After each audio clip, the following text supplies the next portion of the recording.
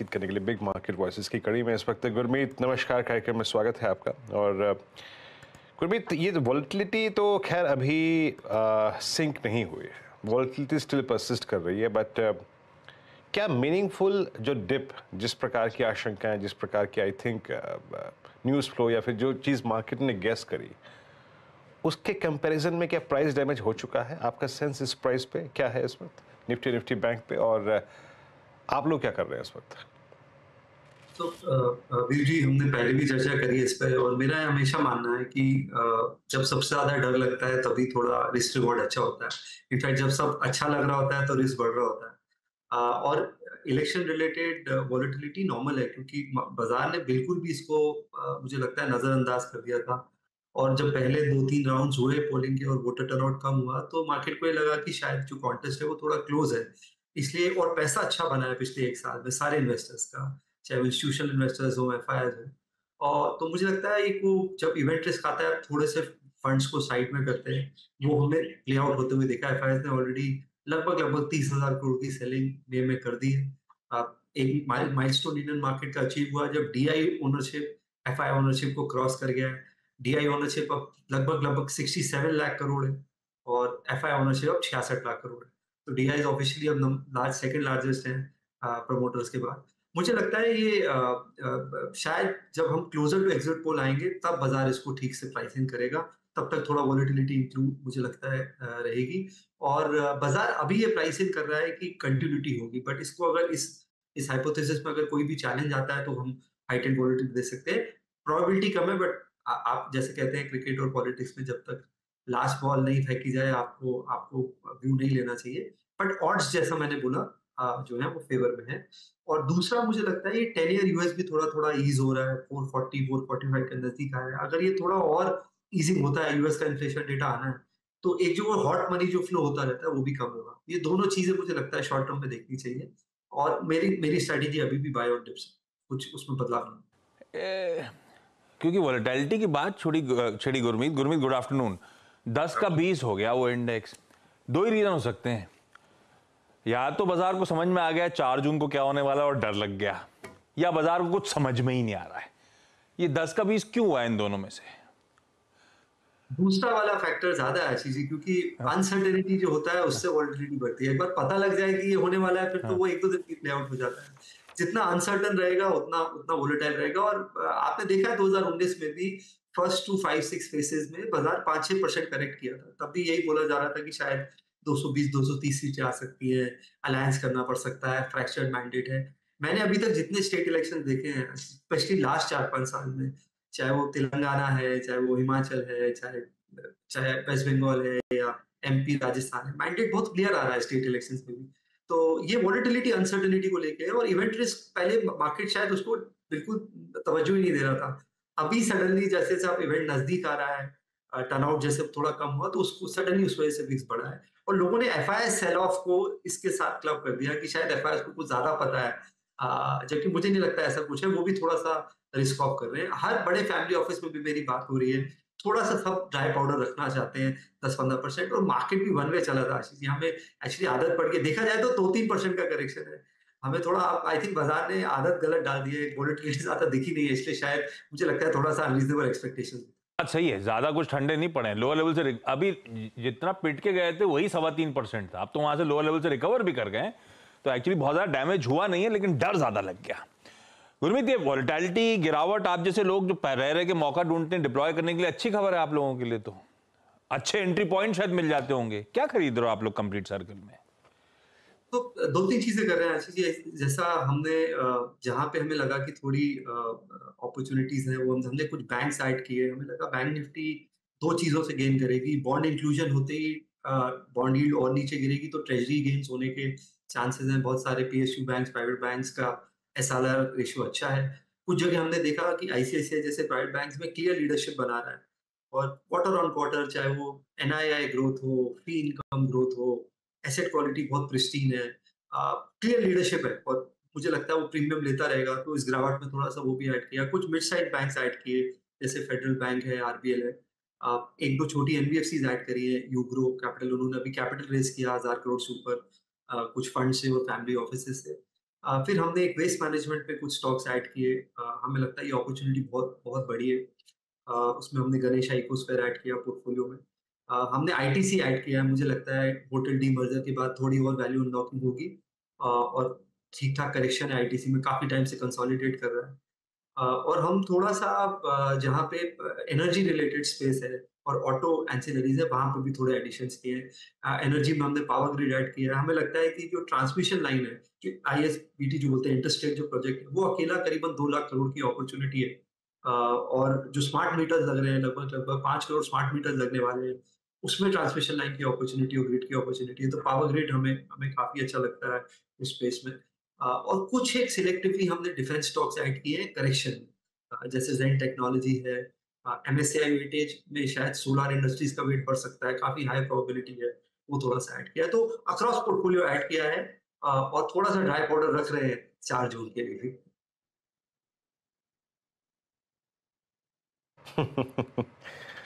अच्छा गुरमीत, मेटल्स पे आपका टेक क्या है? मेटल्स इस बाजार की सबसे स्ट्रॉन्ग कड़ी है। आई मीन सिर्फ मतलब ये वो धड़ा है बाजार का जो इस वक्त डोमेस्टिक नहीं है, ग्लोबल मार्केट्स और ग्लोबल सेटअप को आई थिंक चेज कर रहा है। फेरस नॉन फेरस सभी ग्रुप में काफ़ी स्ट्रेंथ है। आप लोग मेटल्स पे क्या मतलब सेंस रखते हैं, और आपके एडिशन में मतलब जो आप पिछले एक हफ्ते में 2 हफ्ते में किया है आपने, वो क्या किया मेटल्स में? तो 2 चीज़ें कर रहे हैं। टैक्टिकली हमारी नज़र है हिंडाल्को पे। तो नोवेलिस की लिस्टिंग है, जो कि मुझे लगता है एक ट्रिगर है, और नॉन फेरस में डिमांड है। आप कॉपर के, एल्यूमीनियम के प्राइसिंग देखिए, तेजी, और हिंडाल्को ने काफ़ी अच्छा पिछले 2-3 साल में बैलेंस शीट डिलेवरेजिंग, बहुत बहुत प्रूडेंट, जिसे कहते हैं, एसेट एलोकेशन किया है, क्योंकि एक कंसर्न रहा है पास में। ओवरऑल अगर आप देखेंगे बिरला ग्रुप में, मुझे लगता है पिछले 1 डेढ़ साल में थोड़ी सी री-रेटिंग होना शुरू हुई है, जो कि अच्छा अच्छा है बाजार के लिए। और एक हमने फेरस में मुकुंद है हमारे पास, जो कि हमारा एक स्पेशल सिचुएशन प्ले था। हमने जब 2 डिजिट का था, 90-100 रुपए का ऐड किया था। इसमें बजाज ग्रुप का ओनरशिप 74% हो गया था। बजाज ग्रुप और शाह फैमिली का जॉइंट वेंचर था, और काफ़ी पैसा इन्फ्यूजन हुआ है। उन्होंने अपना एक लैंड बेचा था थाने में। करीबन-करीबन 1.5 से 2 हज़ार करोड़ का डेट रिडक्शन हुआ है। एक्जिस्टिंग जो फाइनेंसिंग फैसिलिटीज़ थी, वो रिफाइनेंस हुई है। तो यहाँ पे हमें थोड़ा-सा, उन्होंने जिंदल से एक लीडरशिप टीम हायर करी है। तो थोड़ा-सा, थोड़ा लंबा टर्न अराउंड स्टोरी है, बट ये एक हमने थोड़ा-सा मीडियम टर्म के लिए ऐड किया है। तो ये 2 चीज़ें हमने ऐड करी है। और थोड़ा-सा हम प्रेशियस मेटल्स की तरफ हैं। हमें लगता है कि जो ज्वेलर्स हैं, वहाँ पे हमारी थोड़ी-सी नज़र है, सेंको पे नज़र है, टाइटन में शायद अगर और करेक्शन आता है, तो वो भी ऐड। अच्छा ये गुरमीत, ये कंप्लीट सर्कल छोले भटूरे का क्या प्लान है? किस टाइमलाइंस पे आप वर्क कर रहे हो, और रेगुलेटरी अप्रूवल्स इन हैंड है क्या? देखिए, मुझे पता नहीं है छोले भटूरे की रेगुलेटरी अथॉरिटी और वो क्या-क्या है। फसाई वसाई तो होगा।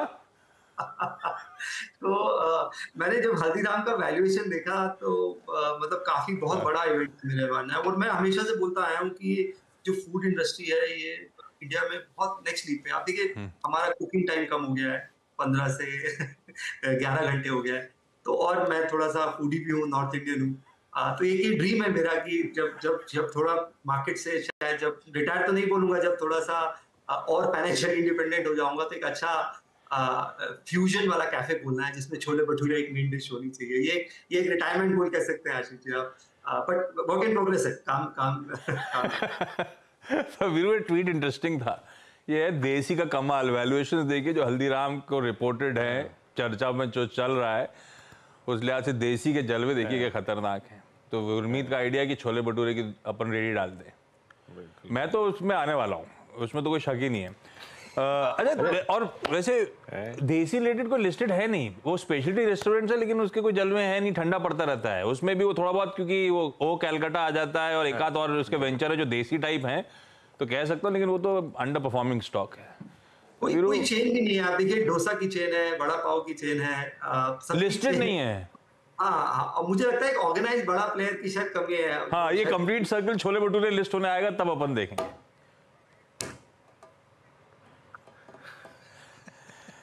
आप भी वीरू मैंने सीरियस देखा नहीं था डिस्कस। गुरमीत का ट्वीट। ये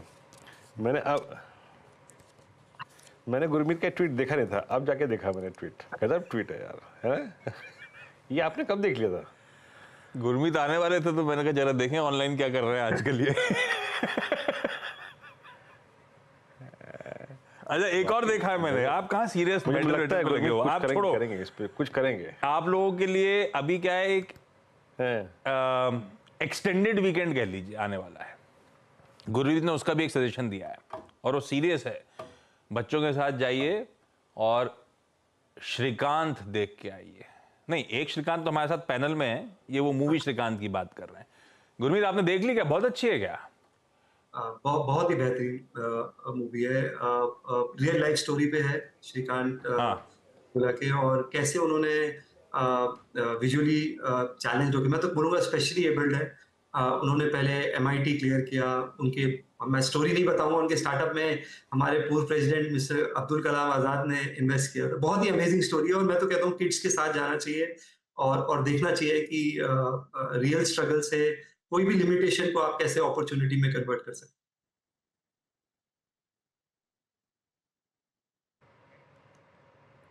मैं ये भी देख रहा हूँ बैठ के, है ना, ये श्रीकांत, ये जरूर देख के आएंगे। बाकी आशीष ने अच्छा, अगर आप देखें, अच्छी रिसर्च की थी गुरमीत के आने से पहले। अच्छा, तो एक बार एक काम कीजिएगा, इसी स्पेस से जुड़े 2 स्टॉक्स के और सेक्टर्स का और जिक्र कर लूँ आखिरी में। आशीष, पूछ लो क्या? कौन ये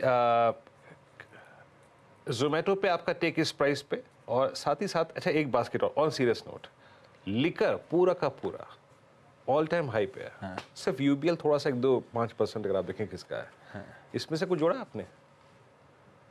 हमने जोमेटो थोड़ा ऐड किया है और आज भी थोड़ा ऐड किया है डिप्स पे। मुझे लगता है एक स्ट्रक्चरल टर्न अराउंड है जोमेटो में। आप देखिए Blinkit already EBITDA break even हो गया है। करीबन 19% ग्रोथ है quarter on quarter. Contribution margin उसका ऑलमोस्ट 4% हो गया है। कंट्रीब्यूशन मार्जिन जो आप परसेंटेज बनाते हैं ऑर्डर का, उसे बोलते हैं। फूड डिलीवरी में वो कंट्रीब्यूशन मार्जिन अब 6% के ऊपर है। उनको एक ही चीज है जो उनको टैकल करनी है, वो एम्प्लॉय कॉस्ट है, जो उनको ESOPs देने हैं। वो करीबन 2% है आउटस्टैंडिंग कैपिटल का, तो वो उनको थोड़ा सा नेविगेट करना है। इसे शायद थोड़ा सा नेगेटिव रिएक्शन मैं बोलूंगा बाजार का है। दूसरा मुझे लगता है जो क्विक कॉमर्स है, इसमें हाई वैल्यू जियो भी बढ़ता जा रहा है। आप silver coins, gold coins order हो रहे थे, इलेक्ट्रॉनिक शुरू हो रहा है, और स्पेशली मेट्रोज में, Tier 2 टाउन्स में लोग कन्वीनियंस के लिए प्रीमियम देने को तैयार है। तो जो ब्लिंकिट है वो मुझे लगता है शायद और बड़ा ग्रोथ लीवर है। प्लस उनके पास अपना फ्लीट है 12,000 प्लस राइडर्स का, जो कि और मॉडल को पिवट कर सकता है। और अगर आप वर्ल्ड ओवर देखेंगे तो ये मुझे स्पेस इंटरेस्टिंग लगती है। और ड्यूओपोली है, आई थिंक सिर्फ स्विगी और जोमेटो है, करीबन 8-10 प्लेयर्स अपने हाथ टेस्ट कर चुके हैं और 100 स्टोर और ऐड कर रहे हैं इस क्वार्टर। 1000 स्टोर कर देंगे इस साल सिर्फ ब्लिंकिट के लिए। तो मुझे लगता है काफी अच्छे, तो 40-50% रेवेन्यू ग्रोथ शायद सस्टेन कर पाएगा। और बेवरेजेस में हमें टाटा कंज्यूमर अच्छा लगता है। हमने कोई लिकर स्टॉक पे नहीं ऐड किया, हमें टाटा कंज्यूमर, वरुण बेवरेज है हमारे पोर्टफोलियो में। हमें लगता है ये अपॉर्चुनिटी बहुत बड़ी है, जो फूड ड्रिंक्स की है, रेडी टू ईट फूड की है, पल्सेस की है, सीरियल्स की है। ये बहुत बड़ी अपॉर्चुनिटी है। ये मतलब ये 15% कंपाउंडिंग वाले स्टॉक्स हैं। आप 10 साल तक शायद बस्ते में ताला रख के इसको छोड़ सकते हैं। ये हैं प्रिफर्ड बेवरेजेस में टाटा कंज्यूमर, वरुण बेवरेजेस, और उधर जोमेटो और ऐड किया है, पहले से था पोर्टफोलियो में।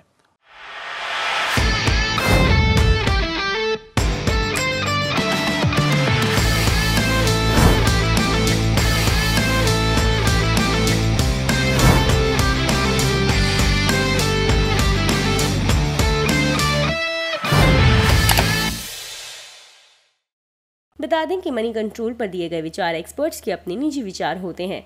वेबसाइट या मैनेजमेंट इसके लिए उत्तरदायी नहीं है। यूजर्स को मनी कंट्रोल की सलाह है कि कोई भी निवेश निर्णय लेने से पहले सर्टिफाइड एक्सपर्ट की सलाह लें।